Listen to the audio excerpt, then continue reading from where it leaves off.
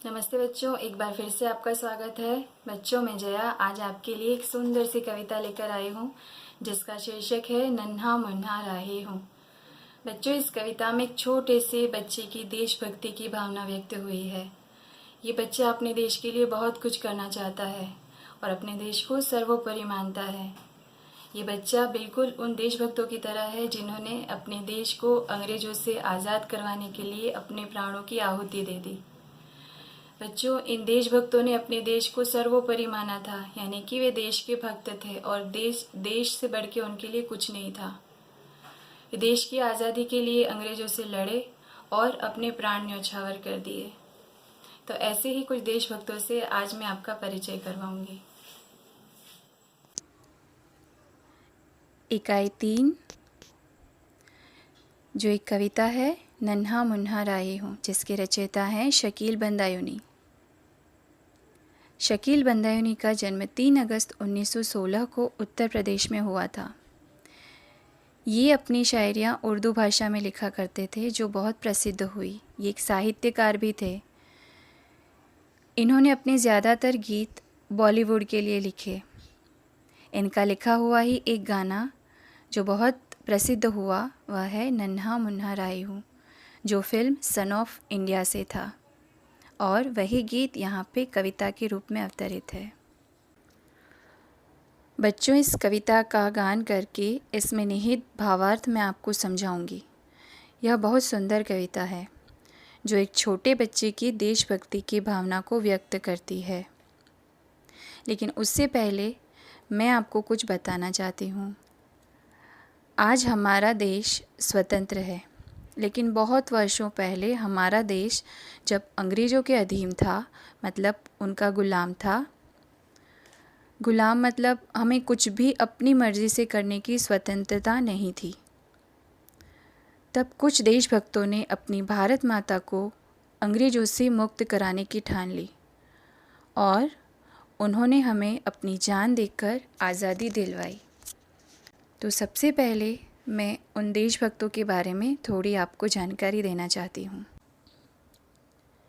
हमारे देश की आज़ादी के लिए कई देशभक्तों ने अपनी जान दे दी, यानी अपने आप को देश पर कुर्बान कर दिया बिना किसी स्वार्थ के। बस उन्हें चाहिए थी देश की आज़ादी, किसी भी कीमत पर। उनमें से एक थी झांसी की रानी लक्ष्मीबाई। उनको प्यार से सभी मनुबाई भी कहते थे। वे बचपन से ही बहुत वीर थी।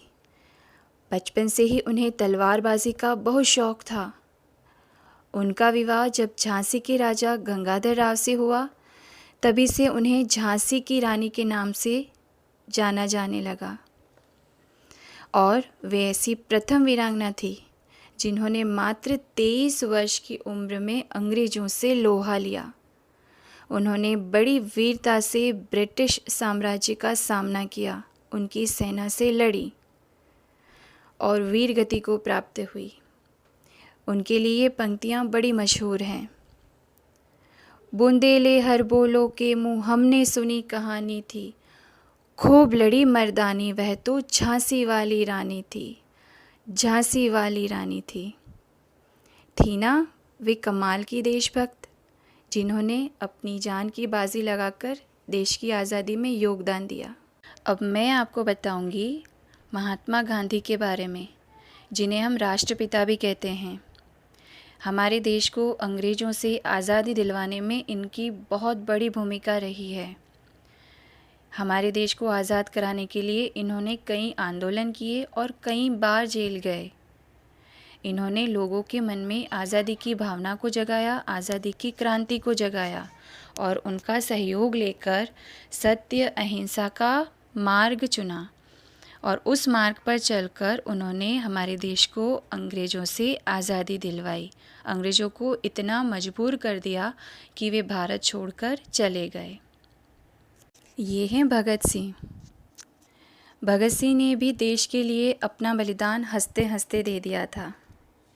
इनका जन्म बंगा ज़िले में हुआ था, जो अभी पाकिस्तान में है। भगत सिंह भी बचपन से ही निडर और बहादुर थे। कहते हैं ना, पूत के पाँव पालने में दिखाई देते हैं, यानी कि वे बचपन से ही दिखाई देता था उनमें कि वे बहादुर हैं, उनमें कुछ करने की क्षमता है, वे कुछ बड़ा कर दिखाएंगे। बच्चों, जब वे 5 वर्ष के थे तब भगत सिंह के खेल भी अनोखे थे।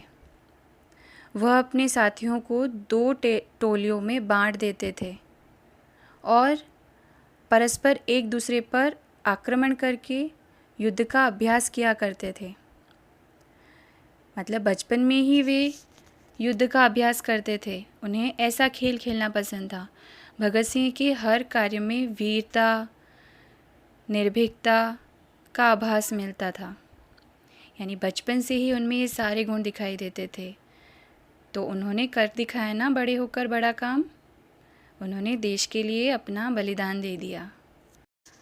चंद्रशेखर आज़ाद, इनका जन्म 23 जुलाई 1906 को हुआ था। आज़ादी को लेकर इनका जज्बा भी अनोखा था। वे भी आज़ादी के दीवाने थे, मतलब उन्हें भी आज़ादी किसी भी कीमत पर चाहिए थी। बचपन से ही उसके प्रति समर्पित थे। मात्र 14 वर्ष की उम्र में वे गिरफ्तार हुए और जब उन्हें जज के सामने ले जाया गया तो जज ने उनसे पूछा उनका नाम, तो उन्होंने पूरी दृढ़ता से कहा आज़ाद। पिता का नाम पूछने पर उन्होंने कहा स्वतंत्रता। और जब जज ने उन्हें पूछा कि तुम्हारा पता क्या है, तो वे बोले जेल। इस बात पर जज ने सरेआम उन्हें 15 कोड़े लगाने की सज़ा सुनाई। जज को बहुत गुस्सा आया उनके जवाब पर, तो उन्होंने उन्हें 15 कोड़े लगाने की सज़ा सुनाई। और जब वे कोड़े उन्हें मारे जा रहे थे तब वे वंदे मातरम का उद्घोष कर रहे थे, यानी कि जब उन्हें कोड़े लगाए जा रहे थे तो वे वंदे मातरम ऐसा बोले जा रहे थे। बच्चों, तो यही वो दिन था, तब से देशवासी उन्हें आज़ाद कह के पुकारने लगे। तो थे ना ये भी देशभक्त। बच्चों, ऐसे ही कई देशभक्तों के बलिदान से हमारे देश को आज़ादी मिली है और अब हम बिल्कुल स्वतंत्र हैं। हम अपने देश में जो चाहे वह कर सकते हैं। तो इसी आज़ादी की मस्ती में, गर्व में, घमंड में एक छोटा सा बालक उसके मन की भावनाओं को व्यक्त कर रहा है इस कविता में। वह भी देशभक्तों की तरह देश के लिए कुछ करना चाहता है। वह अपने आप को देश का सैनिक कह रहा है और वह कहता है कि वह भी देश के लिए कुछ ऐसा करेगा जिससे देश में खुशियाँ ही खुशियाँ हों, किसी के ऊपर किसी प्रकार की कोई मुसीबत ना हो।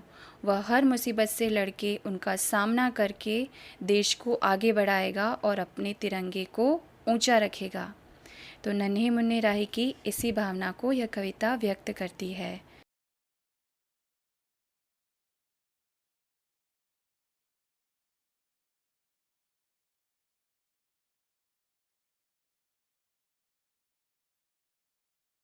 बच्चों, आज हमने देशभक्ति की भावना तथा देश के कुछ भक्तों के बारे में यानी देशभक्तों के बारे में कुछ जानकारी ली। अगले सेशन में मैं आपको इस कविता को गाकर सुनाऊंगी और इसमें निहित भावार्थ को अच्छे से समझाऊंगी।